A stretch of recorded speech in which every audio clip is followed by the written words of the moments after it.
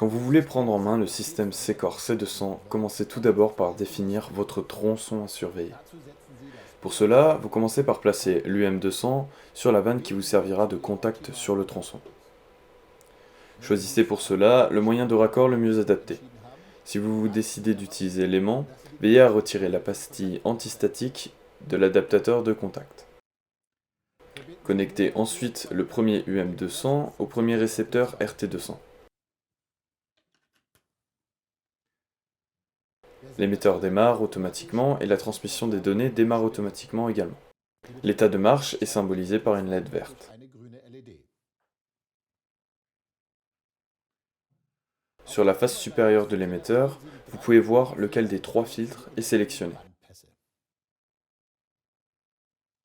L'émetteur démarre toujours sur la position filtre large bande. Si lors de la mesure des bruits parasites surviennent, vous pourrez les réduire en utilisant un filtre passe haut ou un filtre passe bas. Pour modifier les filtres, vous utiliserez la touche filtre. Il faut toujours activer les mêmes filtres sur les deux émetteurs. Placez ensuite le deuxième micro sur la vanne de contact et mettez l'émetteur en marche.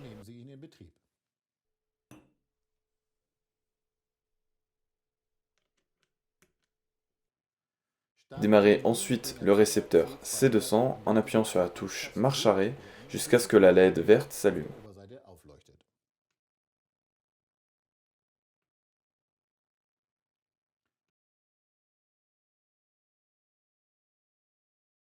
Le C-Core démarre sur le menu de mesure. Pour porter le C200 lors de l'utilisation, plusieurs options s'offrent à vous. Une sangle à main permet une utilisation confortable et brève.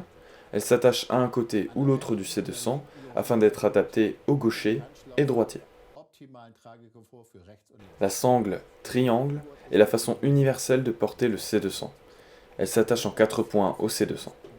De cette façon, il est possible de porter le C200 confortablement autour du cou. La sangle rembourrée permet de le porter confortablement, même en cas d'utilisation prolongée. Pour l'utilisation professionnelle de la recherche de fuite, fut développée la ceinture. Sa fixation permet de stabiliser le C200 lors de l'utilisation, d'éviter les balancements, et se porte confortablement avec un appui autour de l'épaule. De ce fait, le C200 ne dérange pas l'utilisateur lorsqu'il ouvre des bouches à clé par exemple, et les deux mains restent libres pour continuer de travailler. De plus, disponible en option, vous pourrez adapter une poche de transport facilement ajoutable à la ceinture qui permet de porter des composants du système ou divers outils.